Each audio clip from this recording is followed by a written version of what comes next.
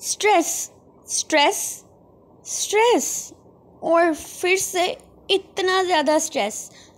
अब टेंशन लेने की कोई ज़रूरत नहीं। इनोवेट आईटी जोन है ना आपकी प्रॉब्लम्स के सब सॉल्यूशंस के लिए। Be happy now and without time wasting हम लोग करते हैं अपने वीडियो का स्टार्ट। अस्सलाम वालेकुम, welcome back to innovate IT zone. आज के वीडियो लेक्चर में हम लोग डिस्कस करेंगे 50+ important questions about the SNA, जो कि सबसे ज़्यादा इम्पोर्टेंट क्वेश्चन है। जब आप इन क्वेश्चंस को कर लेंगे तो आपका 80 to 90% पेपर जो है, आई होप सो कि आप लोगों को ईजिली हो जाएगा। इनके जितने भी आंसर्स हैं वो सारे के सारे मैं ऑलरेडी 2 आवर्स की वीडियो बना चुकी हूँ, उसमें पूरा कोर्स डाला हुआ है। तो इसमें वही क्वेश्चंस इंपॉर्टेंट हैं जो हमारे पास पेपर में भी रिपीट हुए हैं। इनफैक्ट हमारी आईटी में मतलब ये कोर्स चूँकि न्यू आया है, तो इसमें उस न्यू कोर्स के लिहाज से जितने भी इंपॉर्टेंट है वो सारे के सारे क्वेश्चन मैंने इसी वीडियो में डाल दिए हैं। होप सो आप इस लेक्चर को एंजॉय करेंगे और इसी क्वेश्चंस के अकॉर्डिंग ही आप लोग जो है अपनी प्रिपरेशन करेंगे। स्टार्ट करते हैं। सबसे पहला क्वेश्चन है, what is the system administration. जैसा कि आप लोग पहले जानते हैं, सिस्टम एडमिनिस्ट्रेशन एक ऐसा प्रोसेस होता है जो किसी भी कंप्यूटर सिस्टम या जो भी नेटवर्क के ऑपरेशंस होते हैं उनको मैनेज करता है। उनको मैनेज करने के लिए, उनको मेंटेन करने के लिए जो काम करता है वो हमारा सिस्टम एडमिनिस्ट्रेशन ही होता है। इसमें हमारे सिस्टम को किस तरह से सेटअप किया जाता है, किस तरह से कॉन्फ़िगर किया जाता है और किस तरह से मेंटेन वगैरह किया जाता है, वो सब कुछ इस सिस्टम एडमिनिस्ट्रेशन के अंदर इंक्लूड होता है।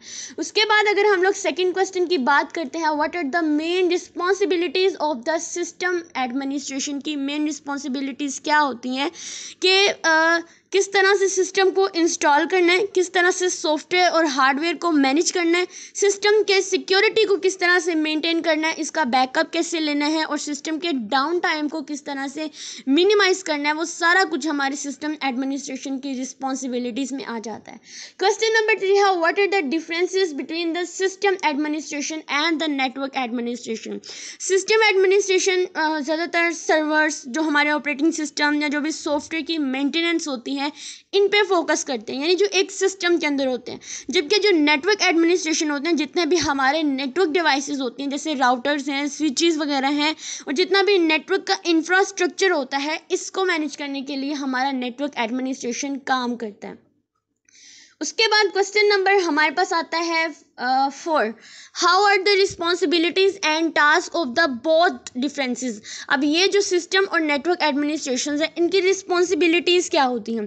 जो सिस्टम एडमिनिस्ट्रेशन होता है, जो भी सर्वर्स होते हैं, जो भी ऑपरेटिंग सिस्टम होते हैं, इनकी जितनी भी रिस्पॉन्सिबिलिटीज़ होते हैं वो यही उठाता है, ठीक है। जबकि जो नेटवर्क एडमिनिस्ट्रेटर होता है, ये नेटवर्क कम्युनिकेशन, डाटा ट्रैफिक और जो भी कनेक्टिविटी का इशूज़ होता है उनको हैंडल करता है। जैसे आप लोगों को भी पता है कि नेटवर्क कैसे बनता है, जब डिफरेंट सिस्टम्स आपस में कनेक्ट होते हैं, ठीक है, आपस में कम्युनिकेशन करने के लिए कनेक्ट होते हैं, वो एक नेटवर्क बनाते हैं। फॉर एग्जांपल मैं यहाँ पर बैठी हूँ, एक फ़ोन से दूसरे फ़ोन पे कॉल करूँ, तो ये हमारा एक कॉलिंग नेटवर्क होता है।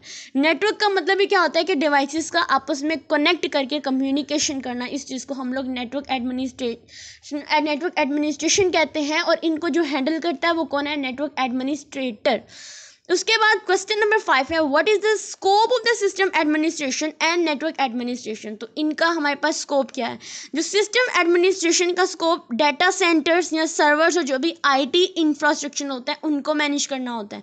जबकि जो नेटवर्क एडमिनिस्ट्रेशन का स्कोप होता है, इसमें कम्युनिकेशन सिस्टम या जो भी नेटवर्क की सिक्योरिटी तक होता है, ये इतना इसका स्कोप होता है। अगर इन दोनों की बात करें, दोनों के स्कोप बहुत ब्रॉड होते हैं, लेकिन सबसे ज़्यादा जो वाइड जो हमारे पास स्कोप है वो हमारा सिस्टम एडमिनिस्ट्रेशन का ही है। उसके बाद क्वेश्चन नंबर 6 है, what are the some tips to improve the system and network administration. जिसमें सबसे पहले हमारे पास तो यही आता है कि हम ऑटोमेशन टूल्स का यूज़ करें, हम खुद से कुछ ऐसे टूल्स का यूज़ करें या ऐसे डिवाइस टेक्नोलॉजीज़ का यूज़ करें जो हमारे सिस्टम या हमारे नेटवर्क को बिल्कुल करेक्टली इम्प्रूवमेंट तरीके से चला सकें। हमें अपने सिस्टम को रेगुलरली अपडेट करना चाहिए, उसके अंदर जितने भी सिक्योरिटी पैचेज़ हैं उनको इम्प्लीमेंट करना चाहिए, बैकअप रखना चाहिए ताकि अगर कोई भी डाटा लॉस हो जाए तो होने का डर हो तो हमारे पास बैकअप फाइल जो है वो सेव रहे। डॉक्यूमेंटेशंस को मेंटेन करना होता है, यानी हम अपनी एक मुकम्मल से डॉक्यूमेंट्स बना लेते हैं, उनको इम्प्लीमेंट करें। तो ये कुछ ऐसी इंपॉर्टेंट टिप्स थी जो हम लोग अपने सिस्टम और जो भी नेटवर्क एडमिनिस्ट्रेशन होते हैं इनको इम्प्रूव करने में हेल्पफुल होती हैं। क्वेश्चन नंबर अगर हम लोग बात करते हैं तो नेक्स्ट है मेरे पास 7, जिसमें है what are the rules of the system administration के रूल्स क्या हैं। तो सिस्टम एडमिनिस्ट्रेशन का हमने पहले भी पढ़ा कि सर्वर की जो मेंटेनेंस होती है उसको करता है, यूज़र्स के जितने भी अकाउंट्स होते हैं उनको मैनेज करता है, सॉफ्टवेयर को इंस्टॉल करता है जो भी बैकअप्स लेते हैं, ठीक है, और सिस्टम को सिक्योर रखता है। ये सबसे इंपॉर्टेंट काम होता है, सबसे इंपॉर्टेंट रिस्पॉन्सिबिलिटीज़ भी कह सकते हैं, सबसे इंपॉर्टेंट रोल्स भी कह सकते हैं हमारे सिस्टम एडमिनिस्ट्रेटर के हैं। एडमिनिस्ट्रेटर का तो आप लोगों को पता होगा कैसा पर्सन जो सिस्टम या नेटवर्क्स को मेंटेन करता है, उस चीज़ को हम एडमिनिस्ट्रेटर कहते हैं। उसके बाद हमारा क्वेश्चन नंबर 8 है what is the Microsoft server environment and a Linux server environment क्या है। जैसा कि आपको पता है कि माइक्रोसॉफ्ट सर्वर एनवायरनमेंट वो एनवायरनमेंट होता है जो Windows servers operating system use करते हैं। मुझे कमेंट्स में भी एक क्वेश्चन आया था कि विंडोज़ और लिनक्स क्या ये ऑपरेटिंग सिस्टम है, ये तो सर्वर है, आप तो ऑपरेटिंग सिस्टम कह रही हैं।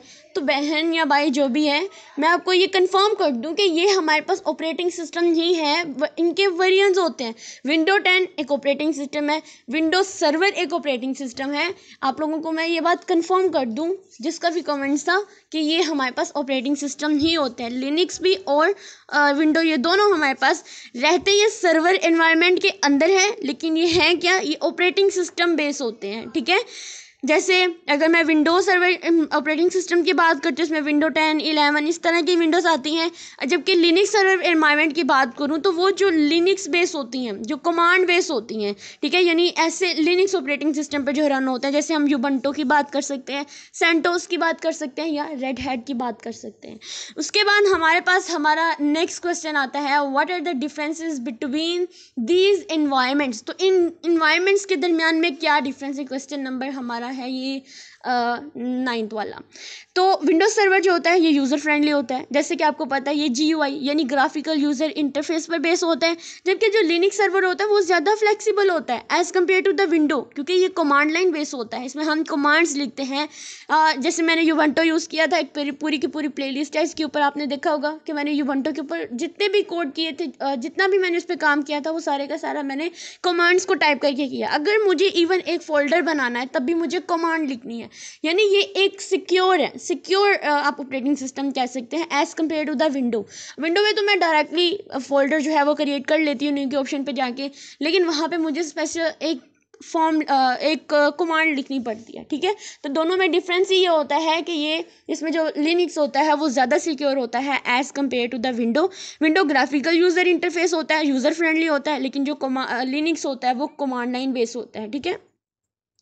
उसके बाद हमारे पास नेक्स्ट क्वेश्चन है what are the key differences between Microsoft and Linux server environment in term of security, stability and flexibility. ये क्वेश्चन पूछा जा सकता है, अभी मैंने दोनों में आपको डिफरेंस बताया, लेकिन उन्होंने क्वेश्चन नंबर 10 में एक और डिफरेंस पूछा है कि आप मुझे माइक्रोसॉफ्ट और लिनक्स सर्वर एनवायरनमेंट का डिफरेंस बताएं इन term of security, stability and the flexibility. In term में मुझे इसको आप डिफरेंस बताना है। देखिए, जो लिनक्स होता है वो ज़्यादा सिक्योर, स्टेबल माना जाता है as compare to the Microsoft Windows, ठीक है, क्योंकि इस पर ज़्यादा कंट्रोल होता है, इस पर ज़्यादा हम कमांड्स का कंट्रोल होता है। जबकि माइक्रोसॉफ्ट ज़्यादा यूज़र फ्रेंडली होता है, लेकिन इसमें वायरसेस के लिए ज़्यादा खतरे हो सकते हैं, ज़्यादा वल्नरेबिलिटीज़ आ सकती हैं। लिनक्स में वायरस का कोई खतरा नहीं होता है, जबकि हमारा जो विंडो होता है इसमें वायरस आ सकता है, इसमें आए दिन कोई ना कोई अपडेशन आई होती है। इसलिए लिनक्स जो होता है वो ज़्यादा फ्लेक्सिबल भी होता है, क्योंकि ये ओपन सोर्स होने की वजह से इसको कोई भी यूज़ कर सकता है, लेकिन वही यूज़ कर पाएगा ना जिसको कमांड्स आती हैं होंगी। तो इसका मतलब क्या हुआ कि दोनों में डिफरेंस क्या है कि जो हमारा लिनक्स है वो सिक्योर भी है, स्टेबल भी है और फ्लेक्सिबल भी है as compare to the Microsoft Windows server की निस्बत, ठीक है।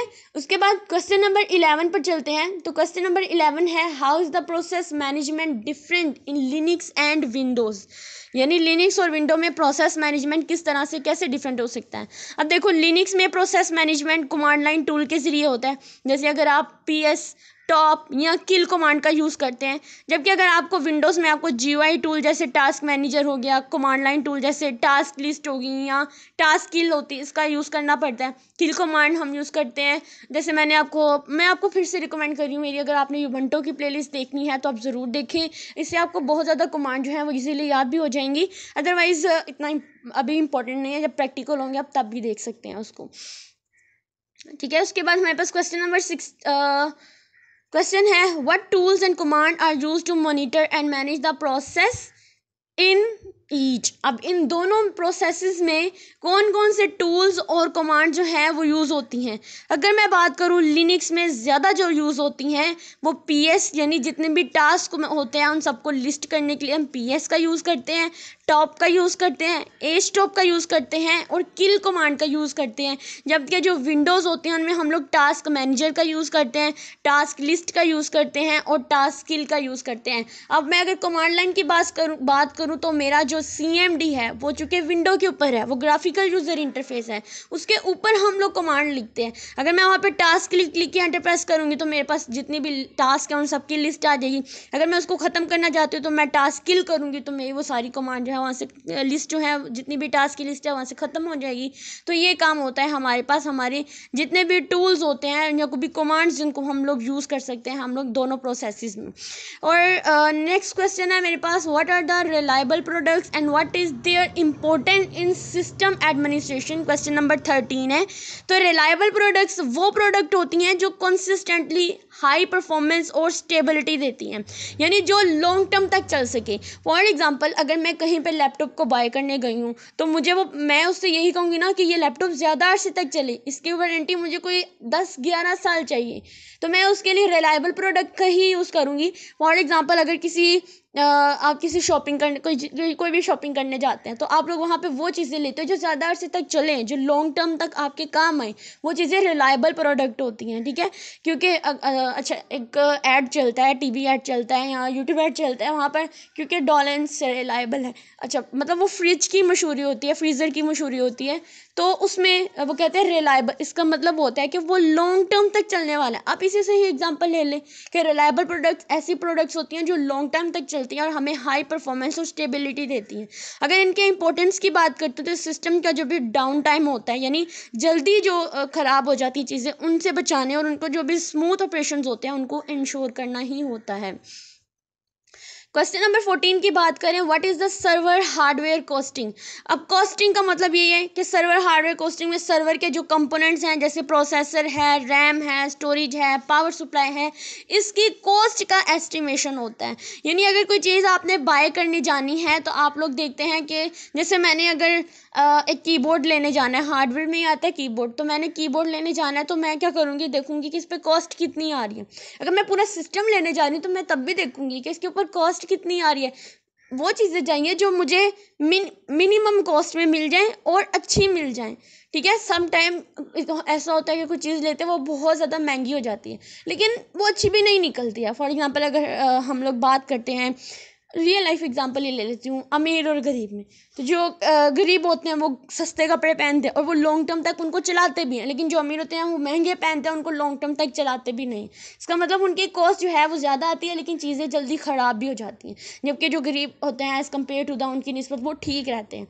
तो हमें यहाँ पर कॉस्टिंग की एस्टिमेशन करनी होती है, कॉस्ट को कैलकुलेट करना होता है कि किस तरह से हम जो है वो सर्वर हार्डवेयर पर क्या कॉस्टिंग आ सकती है। ज़्यादातर जो कंपोनेंट्स होते हैं हमारे प्रोसेसर होता है, रैम होता है, स्टोरेज होती है, पावर सप्लाई होती है, इनकी कॉस्ट को ही यहाँ पर SNE के अंदर हम लोग एस्टिमेट करते हैं।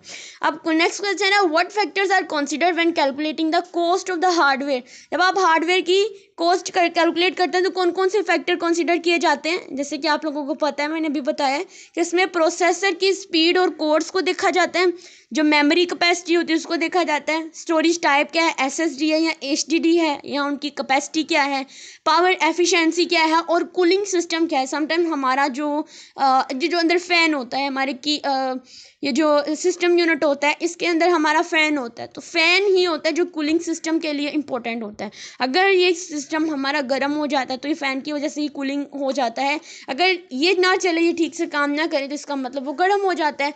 हमारा सिस्टम ज़्यादा हॉट हो जाए तो इसका मतलब क्या होता है, वो काम करना भी कई दफ़ा बंद कर देता है। तो यहाँ पर हमें इन चीज़ों को कैलकुलेट करना होता है, इसकी कॉस्ट हम इसी को बोल सकते हैं।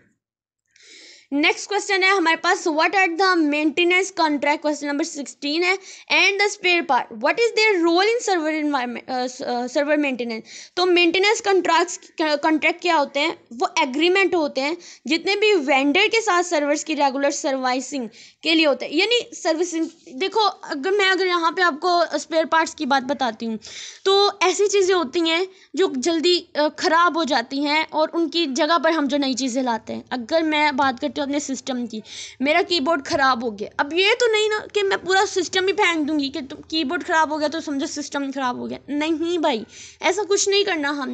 हमने क्या करना है, इस कीबोर्ड को यहाँ से उतारेंगे, इसकी जगह पे कोई एज अ स्पेयर पार्ट जो है वो नया कीबोर्ड ले आएंगे, या इस कीबोर्ड को रिपेयर होने के लिए दे देंगे और तब तक उसकी जगह कोई दूसरा ले आएंगे, उसको बोलेंगे कि तुम इसको रिपेयर करो, तो मैं तब तक तुम्हारा कीबोर्ड ले जाता हूँ। ठीक है, ये चीज़ हमारे पास आती है हमारे स्पेयर पार्ट के अंदर। और सम टाइम अगर हमारी चीज़ें जैसे मैंने बात की सिस्टम है, उसका कीबोर्ड माउस वगैरह सब कुछ है, मैं किसी कंपनी से लेकर आई और मेरा उस कंपनी के साथ कॉन्ट्रैक्ट साइन हो जाता है कि हाँ भाई इतने ईयर तक चलेगा, अगर उससे पहले ख़राब हुआ तो मैं तुम्हें चीज़ें वापस कर जाऊंगी, इसमें मेरी कोई गलती नहीं होगी और मैंने जितने पैसों में लिया है मैं उतने पैसे वापस ले लूँगी। तो ये चीज़ें एक कॉन्ट्रैक्ट होता है जिसको हम लोग पूरा असाइन करते हैं। ठीक है, अक्सर आप लोग, अगर मैं सिंपल सी एग्जांपल देती हूँ, लाइसेंस एग्रीमेंट होते हैं, जैसे कोई सॉफ्टवेयर इंस्टॉल करते हैं, अगर मैं बात करती हूँ, मैंने ये स्क्रीन रिकॉर्डर ही इंस्टॉल किया है, तो जब मैं इसको इंस्टॉल कर रही हूँ तो वो मुझे एक एग्रीमेंट देता है, तो मैं उस एग्रीमेंट पे क्या लिखती हूँ, यस आई एक्सेप्ट। ठीक है, इसका मतलब क्या होता है, मैंने उसके साथ जो है एक कॉन्ट्रैक्ट कर लिया, एक एग्रीमेंट साइन कर लिया है। इस चीज़ को हम लोग बोलते हैं कि स्पेयर पार्ट्स और जो भी कॉन्ट्रैक्ट्स होते हैं उनको मेंटेन करना होता है। सर्वर मेंटेनेंस में इसका क्या रोल हो सकता है कि जब भी स्पेयर पार्ट, जब जितना भी बैकअप हार्डवेयर होते हैं, जब ये ब्रेक डाउन हो जाते हैं या जो भी इनके अंदर कोई इशू आ जाते हैं, तो हम लोग क्या करते हैं कि इन कॉन्ट्रैक्ट का यूज़ करते हैं। अगर ये कॉन्ट्रैक्ट वक्त से पहले ही अगर चीज़ें ख़राब होना शुरू हो जाती हैं, जो कॉन्ट्रैक्ट हमारे बहुत काम आते हैं, हम उनकी जगह नई चीज़ें भी ला सकते हैं या उनको वापस करके अपने पैसे भी वापस ले सकते हैं। ठीक है, इस तरह से हमारा ये काम करता है। उसके बाद नेक्स्ट क्वेश्चन नंबर 17 है, what is the data integrity, how is it insured in the server environment. Data integrity का मतलब भी क्या होता है, डाटा को करेक्ट और कंसिस्टेंट रखना। इसे इंश्योर करने के लिए कि जितना भी बैकअप्स, जो भी इंक्रिप्शन, जो भी एरर चेकिंग मैकेनिज्म होते हैं उनको यूज़ किया जाता है। ठीक है, यानी हम जो भी डाटा यूज़ करते हैं वो बिल्कुल करेक्ट होना चाहिए। सर्वर एनवायरनमेंट में हम इसी चीज़ को इंश्योर करते हैं कि हम जो भी एरर आता है उसको चेक करें, उसको एरर फ्री बनाएं, इंक्रिप्शंस का यूज़ करें, बैकअप फाइल्स का यूज़ करें, ताकि सर्वर एनवायरनमेंट भी बहुत अच्छा रहे। इस चीज़ को हम डाटा इंटेग्रिटी कहते हैं। क्वेश्चन नंबर 18 है, what is the difference between the maintenance contract and spare part. तो आप लोगों को पता है कि अभी हम लोगों ने यही बात डिस्कस की थी कि दोनों में क्या डिफरेंस होता है। कॉन्ट्रैक्ट क्या होता है, उसको मेंटेन करना, ये जितनी भी रेगुलर सर्विसिंग आती हैं या जो भी चीज़ें रिपेयर करनी होती हैं, ये सारी हमारी कॉन्ट्रैक्ट में आ जाती हैं कि इतने टाइम तक हम तुम्हें टाइम देते हैं, तुम ये, यानी जो भी टाइम के लिहाज से होता है। स्पेयर पार्ट्स का मैंने बात की, जो एडिशनल हार्डवेयर्स होते हैं, जो सिस्टम के फेलियर के वक्त जब उनको रिप्लेस किया जाता है। जैसे मैंने एग्जांपल दी कि अगर मैं कीबोर्ड को यहाँ से उठा देती हूँ तो उसकी जगह ख़राब हो जाता है, उसकी जगह मैं ये नहीं करूँगी कि पूरा सिस्टम ही कहूँगी कीबोर्ड की वजह से ख़राब हो गया, मैं कीबोर्ड हटा दूँगी, उसकी जगह कोई नया स्पेयर पार्ट जो है वो रिप्लेस कर दूँगी। उसके बाद हमारे पास क्वेश्चन आता है, what is the client servers operating system configuration. ठीक है, क्लाइंट सर्वर ओएस कॉन्फ़िगरेशन क्या है और व्हाट इज इट्स प्रोसेसेस, इसके प्रोसेसेस क्या हैं। तो client server operating system configuration ये सेटअप होता है पूरा। यहाँ एक सर्वर जो होता है वो मल्टीपल क्लाइंट्स को सर्विसेज प्रोवाइड कर रहा होता है। इसका प्रोसेस जो होता है, जो जितने भी क्लाइंट सर्वर ऑपरेटिंग सिस्टम होते हैं उनको कॉन्फ़िगर करना होता है, सर्विसेज का सेटअप करना होता है, कनेक्टिविटी को इंश्योर करना होता है। ठीक है, यानी ये बात हम लोग तो जब से हमने कंप्यूटर रखे तब से ही पढ़ते हैं। क्लाइंट सर्वर्स के दरमियान में जो भी कॉन्फ़िगरेशन होती है, क्लाइंट होता है वो रिक्वेस्ट करता है सर्वर को अपने डाटा के लेने के लिए, सर्वर उसकी एक्सेप्ट करता है रिक्वेस्ट को और अपनी सर्विसेज को प्रोवाइड कर रहा था। इसमें भी यही चीज़ें हम लिख के आएंगे और कुछ भी नहीं है इसके अंदर। उसके बाद नेक्स्ट क्वेश्चन नंबर है मेरा 20, what is the remote control access and how is it use in the system management. तो रिमोट कंट्रोल एक्सेस वो टेक्नोलॉजी होती है जितने भी एडमिनिस्ट्रेटर होते हैं ना, उनको किसी सर्वर या डिवाइसेस को रिमोटली एक्सेस और मैनेज करना होता है, जैसे कि SSH या RDP का यूज़ करना। यानी अगर मैं आप लोगों को बताऊँ ना, तो ये ऐसी चीज़ें होती हैं जो हम लोग इंटरनेट के थ्रू लेते हैं। यानी इंटरनेट के थ्रू मतलब ये है कि अगर मुझे अपडेट करने अपने सिस्टम को, मुझे नोटिफिकेशन आता है कि यानी आपका सिस्टम अपडेट होने वाला है, तो मैं क्या करूँगी, मैं उसको अपडेट करने की कोशिश करूँगी। मैं अपने सिस्टम को इंटरनेट के थ्रू अपडेट करने की कोशिश करूँगी। अब वो जो भी नोटिफिकेशन आया था, कि मुझे कैसे पता मेरा सिस्टम अपडेट होने वाला है, ऑब्वियसली रिमोटली मुझे कोई नोटिफिकेशन आया, कोई अलर्ट आया, तो ही तो मुझे पता चला ना कि मेरा सिस्टम जो है वो अपडेट होने वाला है। इसी तरह से ये सारा सिस्टम जो है वो काम करता है।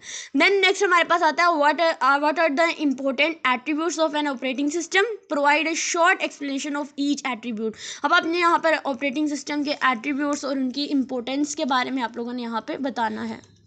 तो ओएस के एट्रीब्यूट्स में हमारे पास सबसे पहले आता है मल्टीटास्किंग, यानी ऑपरेटिंग सिस्टम के वक्त में मल्टीपल प्रोग्राम्स को रन कर सकते हैं। जैसे अगर मैंने यहाँ पर यूट्यूब ओपन किया है अपने सिस्टम के ऊपर, तो मैंने एक MS वर्ड भी ओपन करी, इसका मतलब होता है मल्टीटास्किंग करना।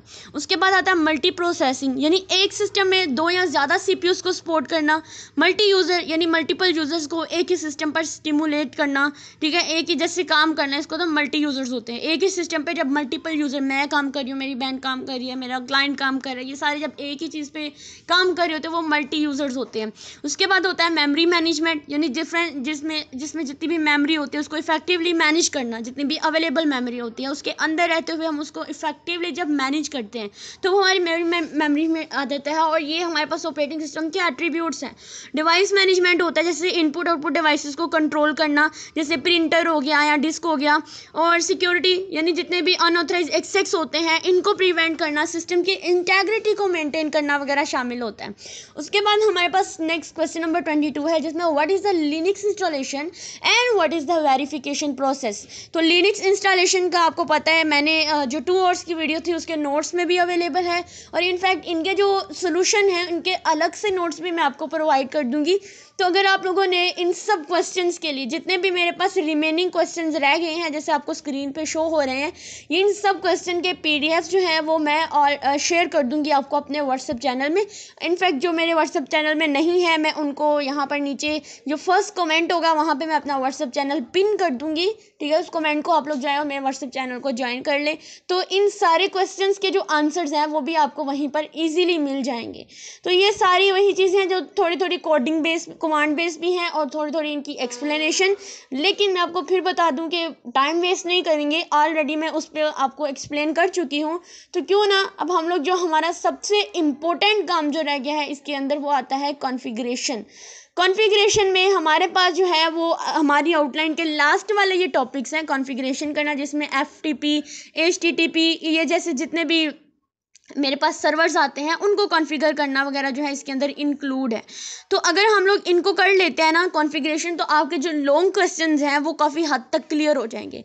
इस चीज़ की मैं थोड़ी बहुत गारंटी जो है दे सकती हूँ, ज़्यादा नहीं लेकिन थोड़ी बहुत गारंटी दे सकती हूँ कि ये कॉन्फ़िगरेशन वाले जो हैं वो आपको पेपर में ज़रूर आएंगी। चाहे हमारे जितने भी पास पेपर भी अगर आप लोग उठा के देख लेते हैं जो प्रीवियस सेमेस्टर्स के हैं, तो उनमें भी कॉन्फ़िगरेशन ज़्यादा ही है। जैसे FTP सर्वर की कॉन्फ़िगरेशन, अपाची सर्वर की कॉन्फ़िगरेशन एंड सो ऑन, इस तरह से। तो चलते हैं हम लोग स्टार्ट करते हैं। FTP का मतलब होता है फाइल ट्रांसफ़र प्रोटोकॉल, यानी ये एक ऐसा प्रोटोकॉल होता है जो फाइल को शेयर करने के लिए यूज़ किया जाता है, फाइल को ट्रांसपोर्ट करने के लिए यूज़ किया जाता है। अब यहाँ पे हम लोग इसकी कॉन्फ़िगरेशन 2 तरह से देखेंगे। एक हम लोग देखेंगे हमारे यूबंटो के ऊपर, और एक हम देखेंगे रेड हैट के ऊपर। दोनों लिनक्स का यूज़ करेंगे, आप जिस पर चाहे मर्जी आप कर सकते हैं। तो मैं यहाँ पर आपको दोनों को ही एक्सप्लेन करूँगी।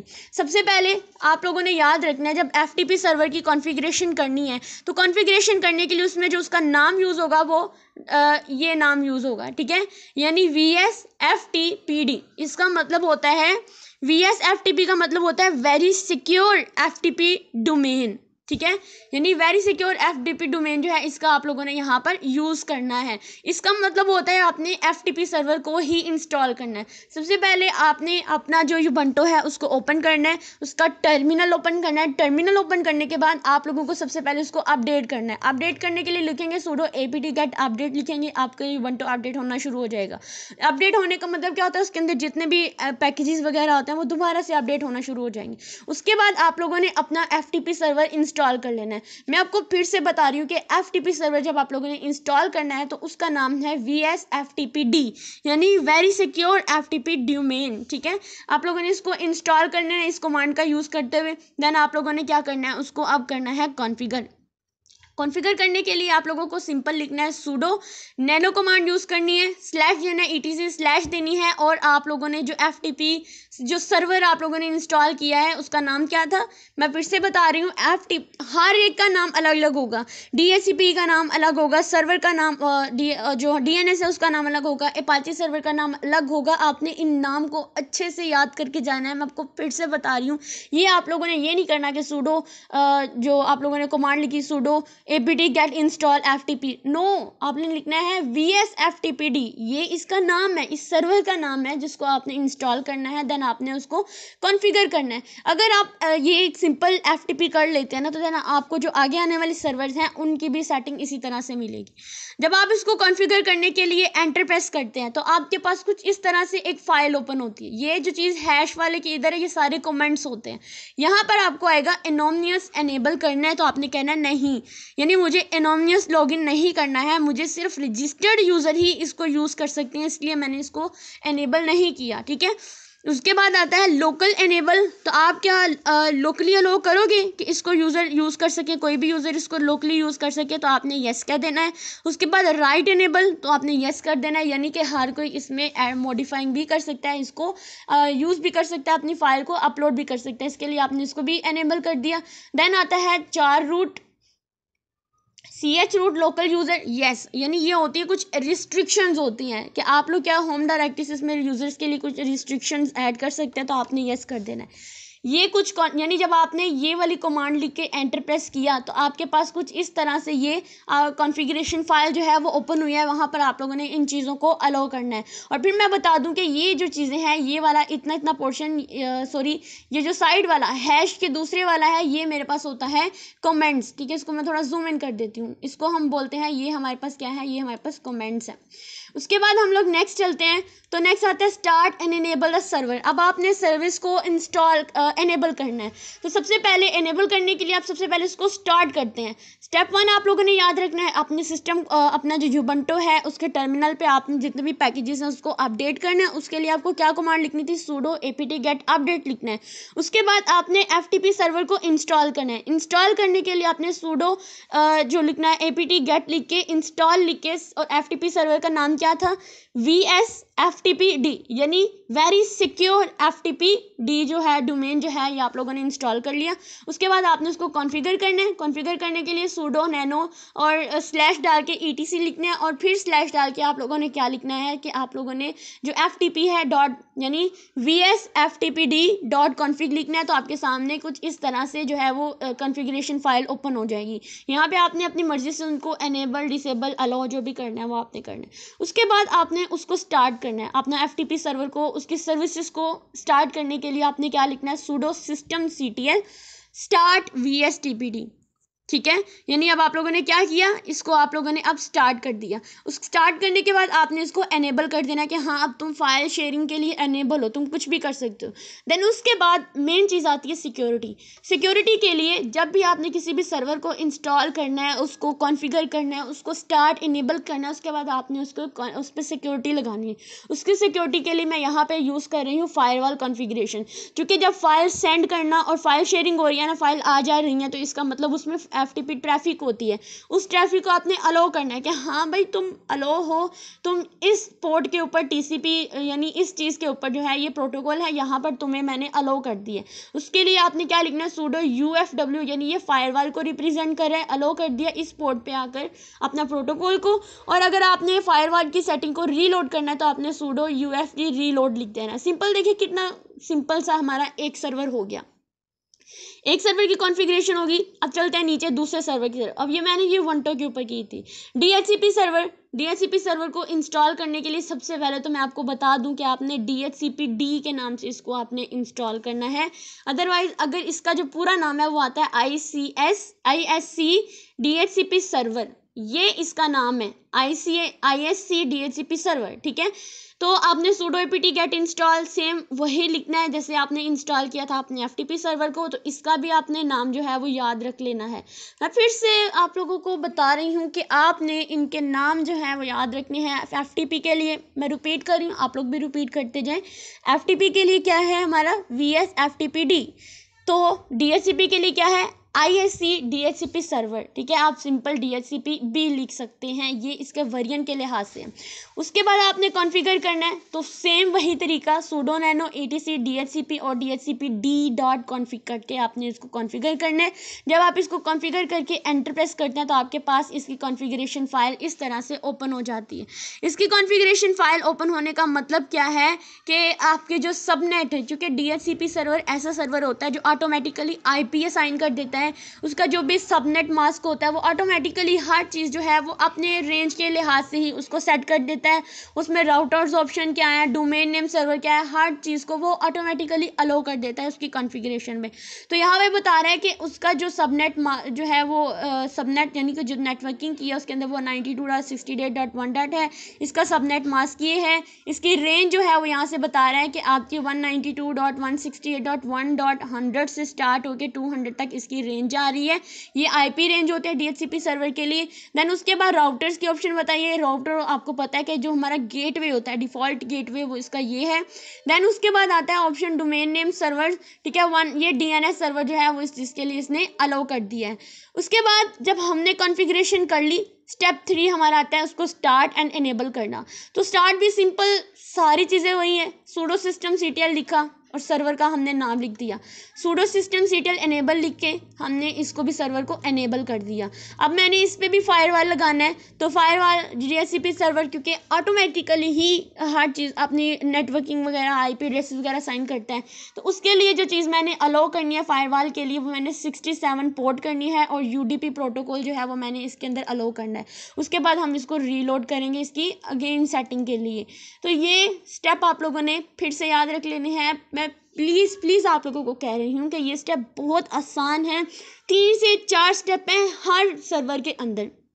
पहले इंस्टॉल करना, दूसरा उसको कॉन्फ़िगर करना, तीसरा उसको स्टार्ट और एनेबल करना, चौथा फायरवॉल कॉन्फ़िगरेशन। हर एक में कमांड बिल्कुल सेम है, सिर्फ डिफरेंस कहाँ पे है कि इनके नाम चेंज हो गए हैं। सिर्फ आपने डायरेक्ट DHCP नहीं लिखना, आपने ISC DHCP सर्वर लिखना है। अगर आपने FTP का किया तो उसमें आपने क्या लिखना था, VS FTPD, ठीक है। उसके बाद हम लोग नेक्स्ट चलते हैं। हमारा नेक्स्ट सर्वर आता है DNS सर्वर कॉन्फ़िगरेशन, जिसका नाम है बाइंड। अब इसका नाम हमारे पास क्या आ गया है, बाइंड।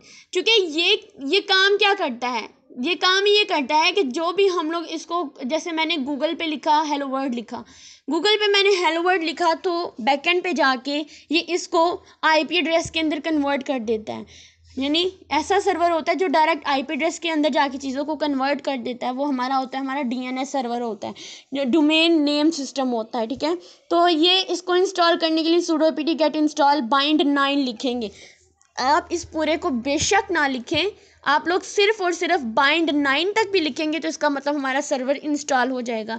कॉन्फ़िगर करना है, sudo nano लिखेंगे, etc bind 9 लिख देंगे, ये 9 इसका वेरिएंट है, ठीक है। तो .config लिख देंगे, इसका कॉन्फ़िगरेशन हो जाएगी। इस कॉन्फ़िगरेशन की फाइल कुछ इस तरह से ओपन होगी। ये कोई जोन डेफिनेशन है, यानी जैसे उन्होंने कहा आपने मास्टर को टाइप किया है तो आपके पास जैसे example.com है, तो बैकएंड पे क्या होगा कि ये IP एड्रेस के अंदर कन्वर्ट हो जाएगा। कन्वर्ट होने के बाद आपको आपकी आउटपुट जो है वो मिल जाएगी, ठीक है। ये सारा जब ये वो चीज़ें हैं जो मैंने इस कॉन्फ़िगरेशन फाइल को एंटर प्रेस करने के बाद मेरे पास ओपन हुई थी। तो नेक्स्ट चलते हैं, उसको स्टार्ट एंड इनेबल करना है, उन पे आप ज़्यादा ध्यान ना दें। sudo systemctl स्टार्ट बाइंड 9 किया, फिर उसको इनेबल कर दिया।